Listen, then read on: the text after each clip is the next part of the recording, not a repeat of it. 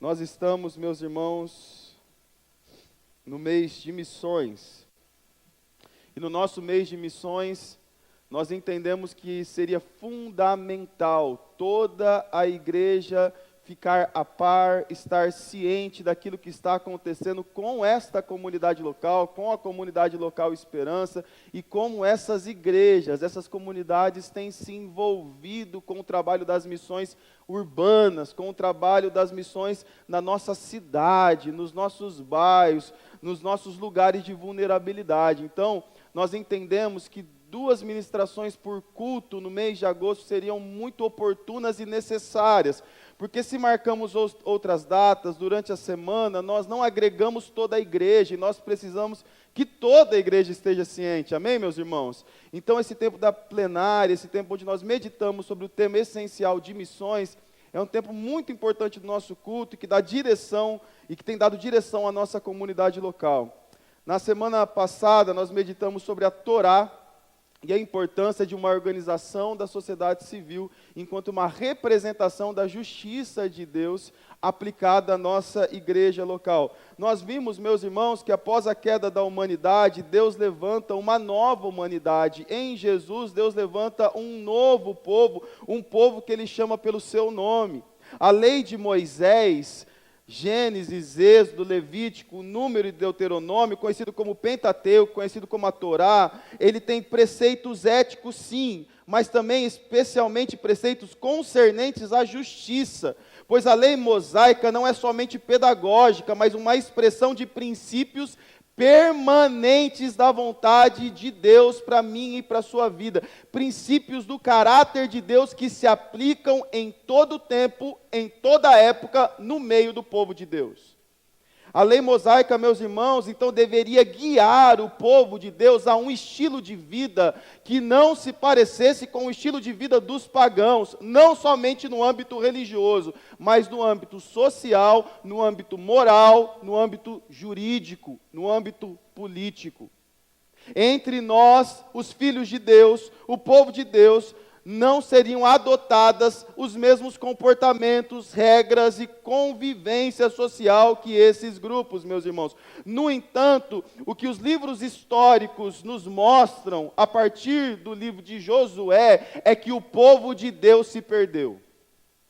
O povo de Deus se afastou da lei de Deus, e 2 textos que marcam claramente esse afastamento do povo de Deus, do próprio Deus e do caráter de Deus e dos atributos de Deus, é o texto de Juízes 21, 25. Diz assim: naqueles dias não havia rei em Israel, cada um fazia o que achava mais certo. O primeiro texto marcante, meus irmãos, a respeito da derrocada do povo de Deus, é um povo que não vive governado por Deus, é um povo que não é governado pelo Espírito de Jesus Cristo, é governado pelos seus interesses, pelas suas questões e pelos seus próprios desejos. É isso que nós encontramos no texto de Juízes. O segundo texto marcante da derrocada, do declínio do povo de Deus, meus irmãos, é 1 Samuel 8:7. Porque sabe o que acontece? A grama do vizinho sempre é mais verde que a nossa. Israel olha para as nações que estão ao seu redor, vê que todas as nações têm reis, vê que todas as nações têm um império, e eles querem ser igual àquelas nações. Eles não querem se distinguir no meio daquelas nações, eles querem ter um rei para eles também.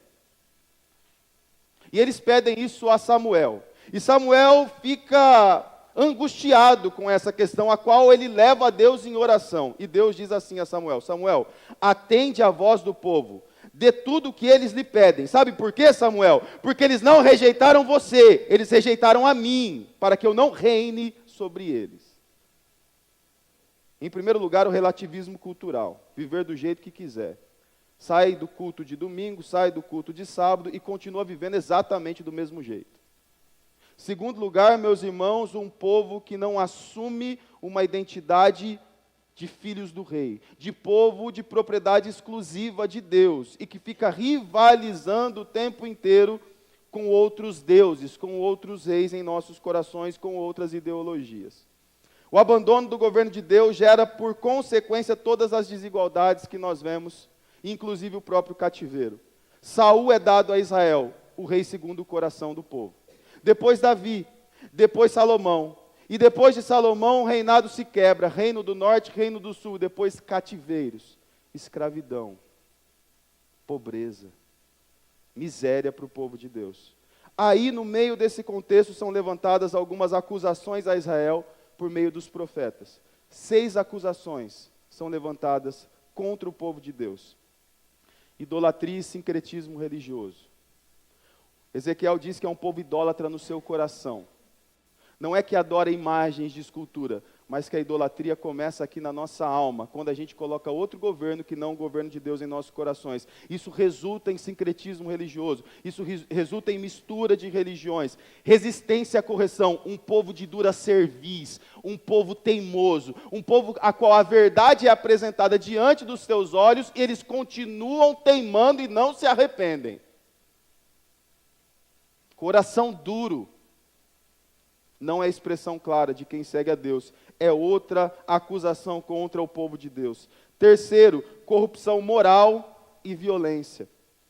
Toda corrupção moral é acompanhada de N formas de abusos, de violências, sejam jurídicos, seja misoginia, seja racismo, seja trabalhista. Você vai acompanhar nos profetas do Antigo Testamento, meus irmãos, esses abusos sendo colocados na cara do povo de Israel, na conta do povo de Israel.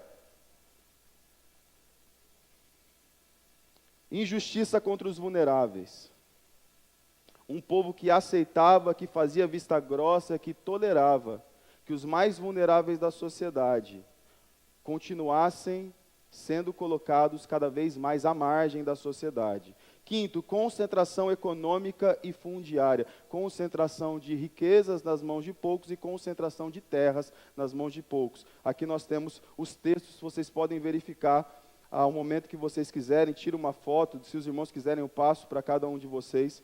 Mas essas são as 5 acusações. A 6ª acusação, corrupção nas instâncias de decisão.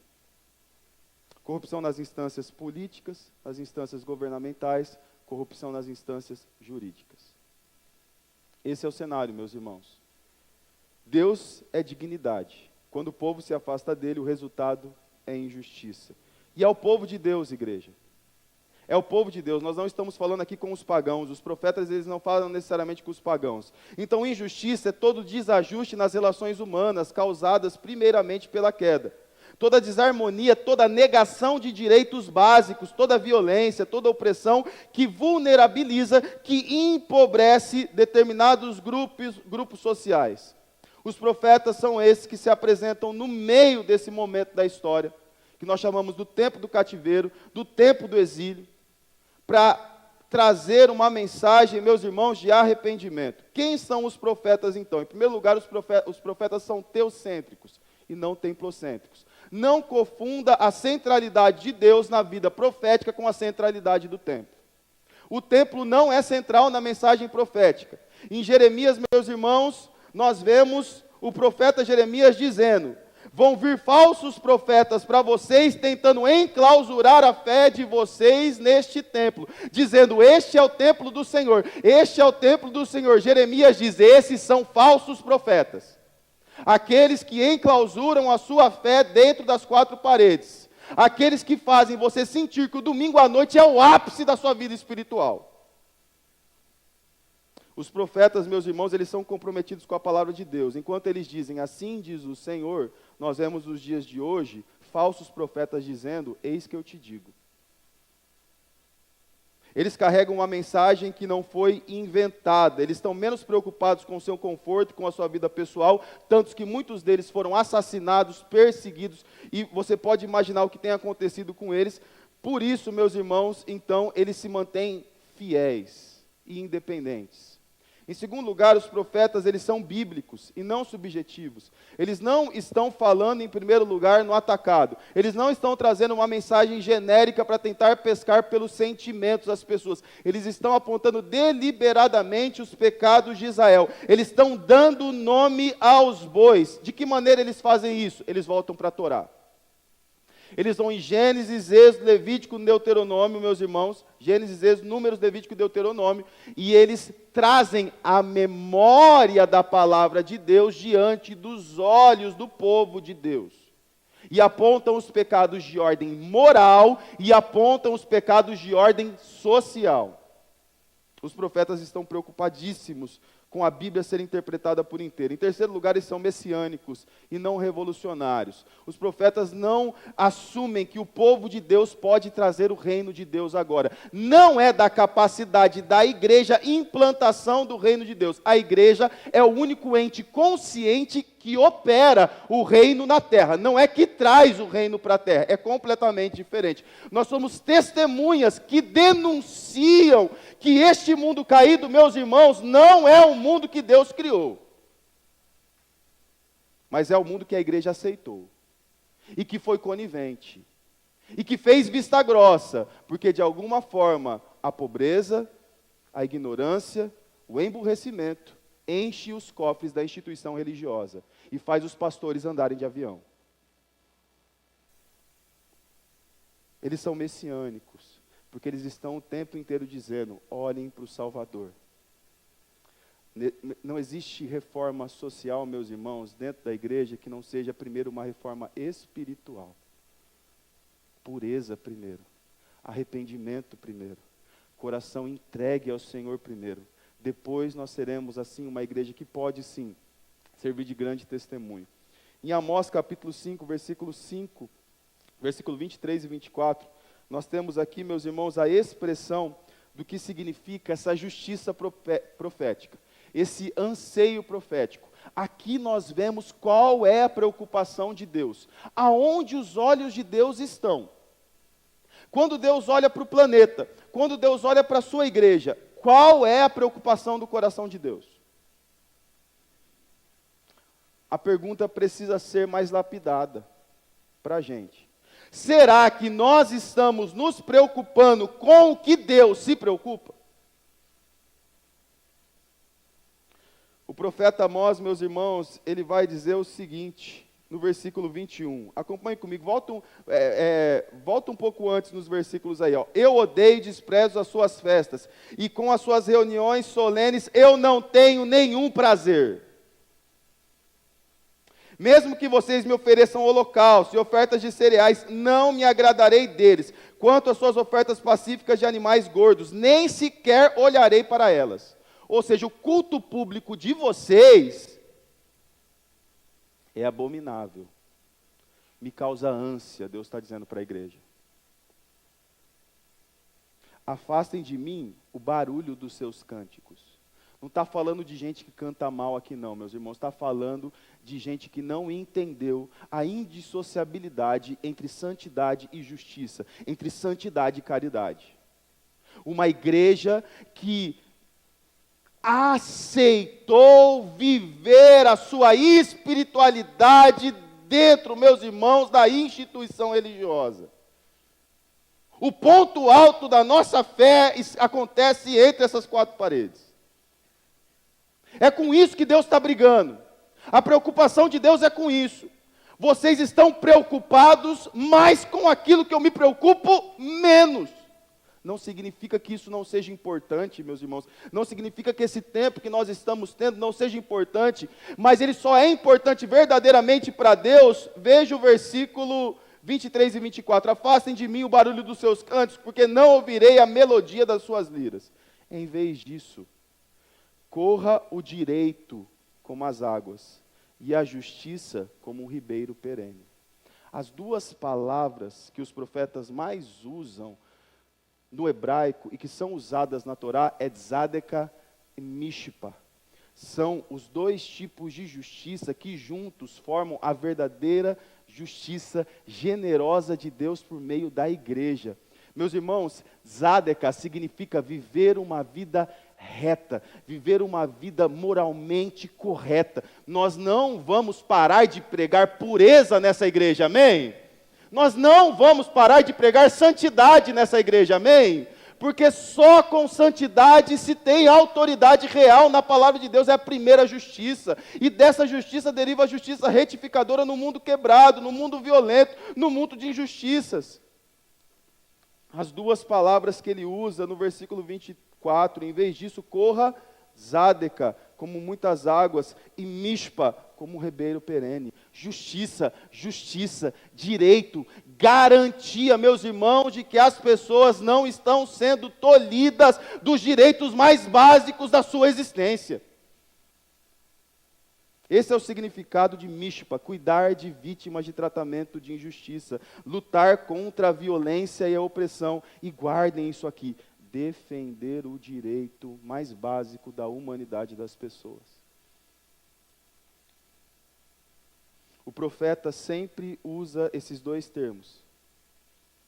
De preferência, ele usa mishpa, porque mishpa já contém tzadeka, e significa que essa justiça primária, ela se revela na sua totalidade quando o povo tem uma espiritualidade que alcança o chão da realidade, que alcança a sua cidade, que não se contenta em viver em um mundo de desigualdade, de abuso e de morte, meus irmãos, gratuita.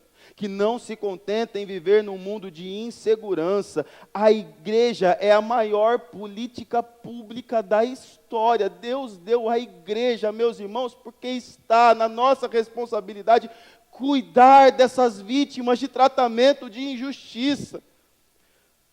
Se você conferir no texto de Zacarias, capítulo 7, versículo 10, o profeta vai dizer: não oprimam a viúva, nem o órfão, nem o estrangeiro, nem o pobre, que ninguém faça planos para prejudicar o seu próximo. Deus está interessado numa igreja, meus irmãos, que é justa, que é igualitária, que gosta de uma justiça imparcial, sim, mas também tem uma igreja que faz justiça, e fazer justiça para Deus é cuidar mais de quem precisa mais. É o quarteto da vulnerabilidade, meus irmãos. Será que mudou? Será que não são as mulheres? Será que não são as crianças? Será que não são os estrangeiros? Nós estamos vivendo um período de crise de refugiados no nosso planeta. Será que não são as populações tradicionais, meus irmãos? Será que não são os empobrecidos nesse mundo? Será que mudou alguma coisa que nós precisamos aplicar de maneira diferente? Não, meus irmãos, não mudou. O mesmo quarteto de vulnerabilidade permanece sendo o mesmo quarteto de vulnerabilidade para os nossos dias. Crianças, mulheres, especialmente viúvas, populações estrangeiras, tradicionais e pessoas empobrecidas. A pergunta é, meus irmãos amados, se a Bíblia nos mostra que a justiça de Deus é mais que um sistema legal, é vida de relacionamento certo com Deus e certo com o próximo em sociedade, praticando esse relacionamento para auxiliar os vulneráveis, como nós cumprimos isso em nosso tempo? Vamos olhar para a nossa Constituição. A Constituição de 1988, a minha Constituição, a sua Constituição, se você é brasileiro, essa Constituição rege a nossa nação.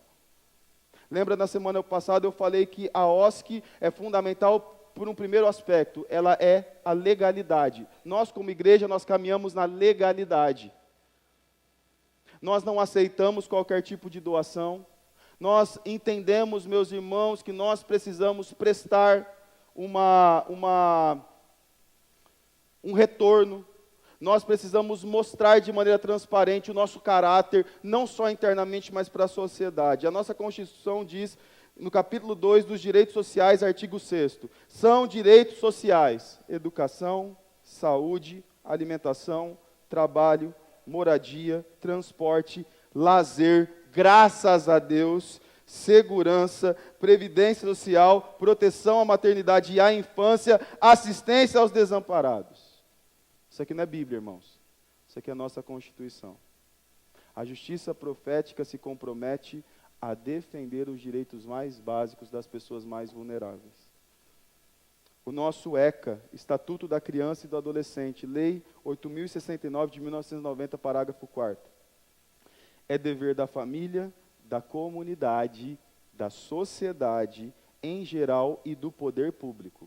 Não é só do poder público. É dever assegurar absoluta prioridade na efetivação dos direitos referentes à vida, à saúde, à alimentação, à educação, ao esporte, ao lazer, à profissionalização, à cultura, à dignidade, ao respeito, à liberdade e à convivência familiar e comunitária. Nós podemos ouvir um amém para o Estatuto da Criança e do Adolescente? Amém.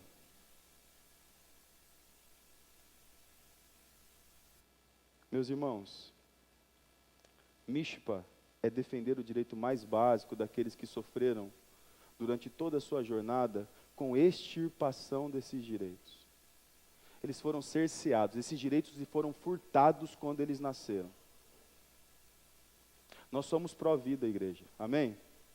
Mas nós não somos aqueles que têm fetiche com feto. A gente ama o feto, mas a gente ama a criança também. A gente ama o adolescente também. A gente ama a vida por inteiro. A gente não ama só uma etapa da vida e o resto da vida que se lasque. A gente precisa ser coerente na nossa mensagem. E se nós seguimos minimamente a nossa Constituição, nós precisamos, com a igreja, nos engajar cada vez mais no direito e na defesa desses, meus irmãos, dispositivos mais básicos para você ser humano em sociedade.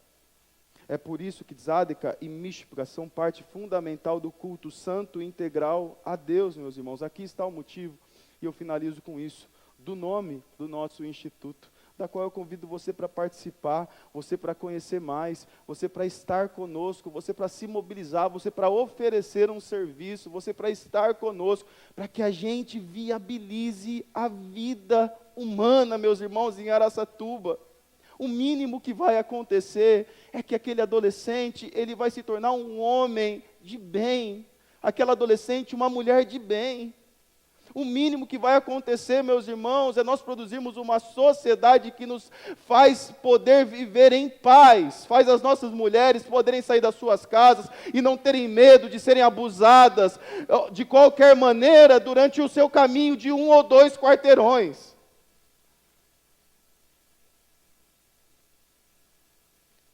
Recriar é o nome do nosso instituto. Semear, recriar. Tudo junto e misturado, meus irmãos.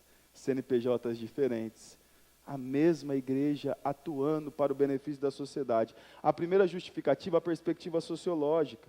Uma nova humanidade recria caminhos, recria oportunidades, oportuniza a vida dessas crianças, oportuniza a vida desses adolescentes. Dá possibilidades a eles, meus irmãos, que eles foram cerceadas, que outros grupos têm simplesmente pela sua condição de nascimento. Mas muitos deles estão no nosso entorno, igreja amada de Jesus Cristo. Se você olhar para os 4 cantos dessa igreja, nós temos gente em condição de vulnerabilidade. E nós precisamos oportunizar essas possibilidades, defender esses direitos mais básicos, porque isso é a justiça profética. Mas mais que isso, recriar tem perspectiva teológica. Nós acreditamos, irmãos, sinceramente, que o nosso testemunho fará tanta diferença na vida daquelas pessoas, daquelas famílias, que elas se ajoelharão aos pés de Jesus, que elas amarão a Cristo e verão em nós a face do Filho de Deus, por nos importarmos com os seus filhos. Casas se abrirão, meus irmãos, para a igreja de Jesus. O evangelho percorrerá essa redondeza e se ouvirá falar no nome de Jesus, porque Deus acrescentará aqueles que irão sendo salvos. Nós cremos nisso, meus irmãos, nós cremos que o sentido teológico da palavra recriar é que Deus está criando uma nova humanidade, uma nova criação, um novo povo, nova gente, gente que ama gente que tem tato e sensibilidade com gente que oportuniza dignidade para as pessoas. Amém? Fechemos os nossos olhos.